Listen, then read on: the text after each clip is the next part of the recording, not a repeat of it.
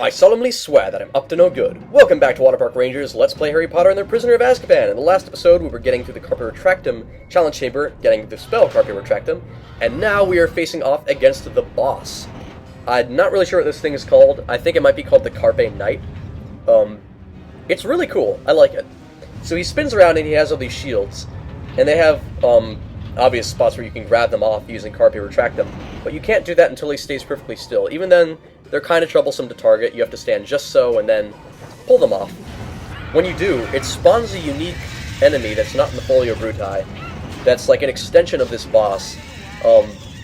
That green crystal in its stomach correlates directly to the boss's health, so every time you hit one of those things in the stomach, the boss gets hurt. Also, these things are a lot quicker and have a big hitbox for their attacks. Like, even the air around them kind of just knocks you over. They're also pretty quick, so I probably mentioned how quick they were. Yeah, did I mention they're quick? Just be careful around them, and when they rear up to do that little victory screech, that's your chance to shoot them. Sometimes your party members are just awesome and happen to shoot them right, like, when they have an opening. But unfortunately, very often you're the one who has to get hit and then just shoot them before they can defend themselves again. I've tried, you can't pull more than one of these shields off at once, but I don't know why you'd want to do that, because it's bothersome enough avoiding one and the spinning around boss, so I don't see why you'd want to have 3 targets to dodge. Just, the more targets that start running around in a boss fight, the more troublesome things get. Also, this guy is just not rearing up to do his screech. Seems like most of the time he's only been screaming when he hurts someone. I'm wondering if, never mind. I was starting to think that maybe he would only expose his weak point if he hurt someone. I'm like, well, that's messed up. It means you have to get hurt in order to hurt the boss. Definitely character building, Flitwick, wow. But that's not too magical at all. And now he only has one more shield left, so quite easy to just get on the correct side and pull it down. The statue itself doesn't do any attacking besides just spinning around. If you walk into it, you'll get hurt, obviously. But he's quite simple. There we go. All the shields are gone.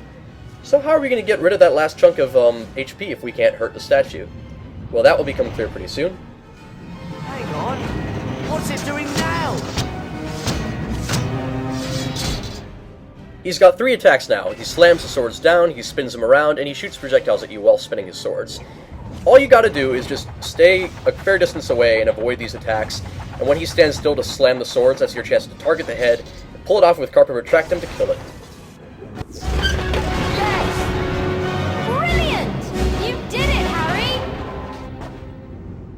And with that, the longest dungeon that I know of in the Harry Potter series comes to a fantastic finish. We still have plenty more things to do on this day, because there's lots of wizard cards and secret things that we can unleash now that we've got Carpe Retractum on our side in our arsenal. I'm not going to talk over the next cutscene, of course, because Flitwick's got something important to tell us. 50 house points for Gryffindor. Class dismissed. We could go looking for potions ingredients. That new spell might come in handy. But then again, we could all turn in. What do you think? I don't know. I'm worn out. But we have to get off this floor, because those prefects will start doing their rounds in a few minutes. This is the first chance you get to explore Professor Flitwick's classroom. Not too much you can do in it right off the bat.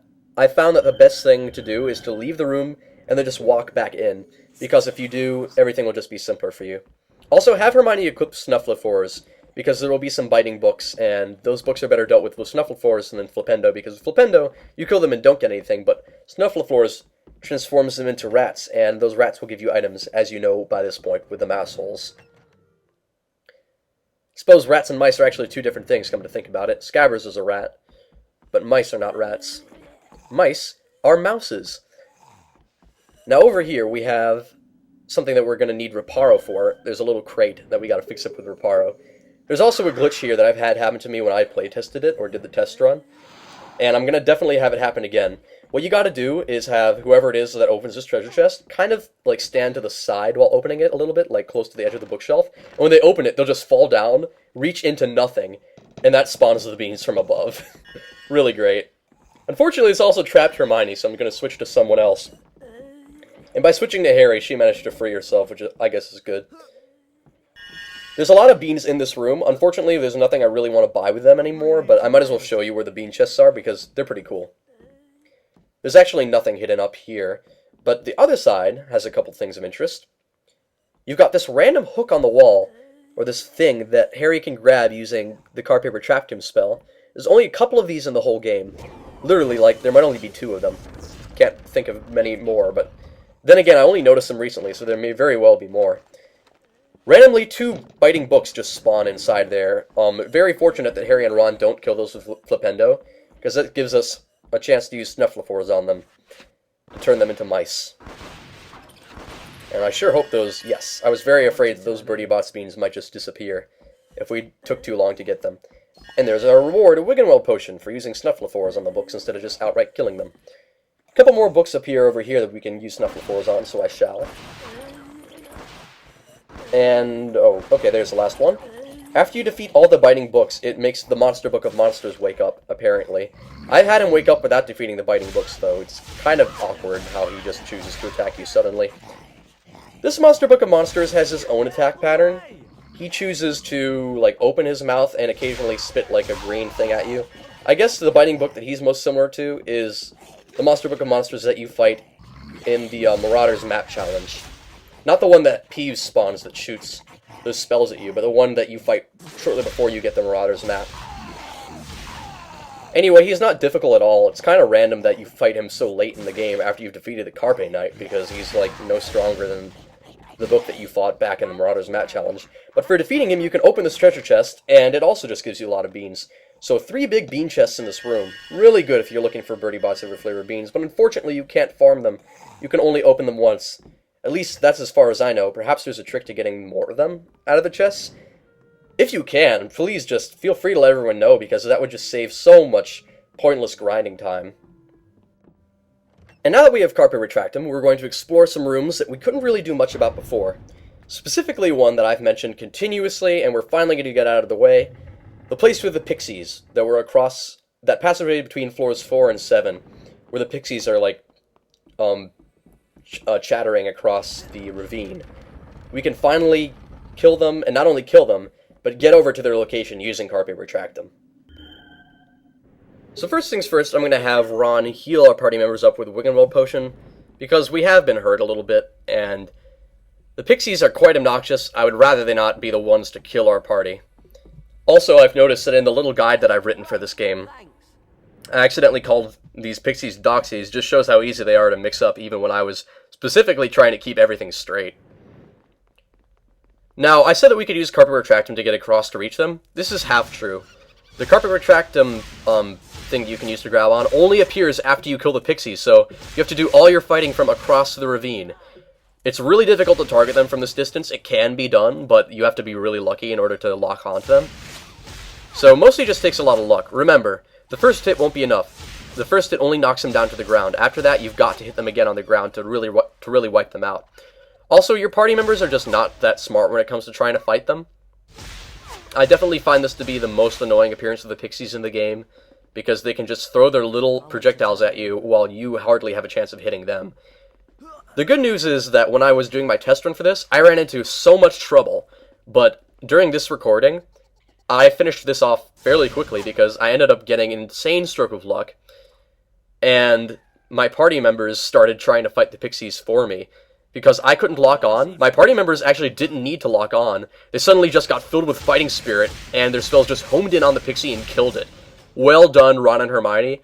I'm willing to take back some of the insults that I've levied at you over the past 10 episodes. Past 12 or 13 or however many this is by this point. Now, the wizard card that we're going to get out of here, it is indeed one of the wizard cards in the wizard card set, the 4th one. Herpo the Foul, the inventor of the basilisk, or the first known creator. Also gives you the 5th card in the wizard card set, Albus Dumbledore, meaning that Harry's endurance is at its highest point that you can use with the Follow Universitas cards. So look at all that red HP. Really beautiful sight. Maybe it's even possible to go higher, because we did get a little bit damaged from fighting those pixies. So that's that. We actually have most of the wizard cards, the Follow Universitas, which isn't too much of a surprise by this point. We also have more than half the house points. The truth is, we're getting close to what I'd say is a 75% mark of the game, surprisingly. Like, this LP has moved along much quicker than I've ever, like, had an LP move before. That's partially due to the real lucky stroke I've had recently. I lost my internet not too long ago because just it ran out because it died. It got really old, like, the the router we were using or whatever, just, we had it for so long, and it got really old and just died. And so I wasn't able to upload anything from my house even if I wanted to. So we recently reconnected the internet, and it's running more quickly than it used to. That's what's been responsible for so much of our quick progress in uploading these episodes in Prisoner of Azkaban. A little bit of behind-the-scenes information. Now, I really like this part, because it's this gate that we couldn't do anything about back when we first went into the Marauders map challenge. And now that we have Hermione on our team, but not only that, but a whole host of new spells, we can obtain one more card from this challenge. We've got this bridge that extended after we hit the switch. Hermione's going to have to use Glacius in order to get rid of those fireballs. You cannot let them live, otherwise they're just going to keep burning you. And I've actually come to the conclusion that these fireballs might kill you faster than anything else in the entire game. It's so weird. There we go, just one more. And you also need Carpe Retractum. You can come back here earlier if you want. Like, as soon as Hermione's in your party, you can get across to the center of this room. But you won't be able to get the card until Harry learns Carpe Retractum, so just keep that in mind. Now, there's 3 little floor switches. Floor switches are a rather uncommon thing in this game, but they do happen from time to time. First time that I can remember floor switches that didn't need something big, like a suitcase weighing them down, was in the Glacius challenge. And then another one appears with that ice block has to be held on it in the Carpe Retractum challenge. And now these floor switches that the 3 of us have to hold down together with our own bodies. So just target the card, and you get it with Carpe Retractum, if everyone's holding down the switches to open up that gate. This card is Old Mother Hubbard, actually, the 3rd out of the 5 hag cards. So yeah, Old Mother Hubbard is actually a hag. No surprise there. I should mention that off-screen, I was actually looking around in Fred and George's shop to see if there was anything I could do with the Birdie Bots Every Flavor beans that we've been collecting. The sad truth of the matter is that Ron does have a few other things for us to pick up, but like none of them were actually worth it. It was really disappointing. One of them was a stink pellet bag to increase the number of stink pellets we can hold, but we really only need to use one more stink pellet in the entire game for the final stink pellet pot, wherever that may be. So we don't need to hold 20 stink pellets. There's just no point. And it costs 100 beans! Why? Like, that's just so stupid. And in addition to that, the thing that I thought we would be able to get more of, dung bombs, which we can only hold 5 of, I thought, well, maybe I could get something to let me carry more dung bombs, because I'd like to be able to hold more. But no, you can't actually get an item that increases the number of dung bombs that you could carry. At least, there wasn't one available for me when I checked. I hope to be proven wrong, but whatever. It doesn't matter much, I suppose, because in one of the last episodes of this LP, there are some items from Fred and George's shop that I'm actually going to try and buy that I'm pretty sure only become available at a very late point in the game, so I'm actually going to save up my beans for those, rather than buy a dung bomb carrying case or anything like that. Now, the reason that we went back to the Lost and Found board was actually we were spamming the button so that we could get the new quest to appear, even though officially it didn't like say that we got the quest. Once again, it gave us the quest because we spammed the A button. And the quest was to grab that giant key, that giant awkwardly shaped key. Now remember that wall that Ron couldn't do anything about on the left side? It's okay if you don't, because that hook up there is actually what moves it. You just grab that Carpe Retractum fork and target it, and pull it apart. When I was a kid, I could never figure that out. I only recently figured it out due to this run of the game, and I'm quite satisfied with the result. And with that, it's mischief managed. The house point totals are to be counted. Slytherin, Ravenclaw, Hufflepuff, Gryffindor. Gryffindor is in the lead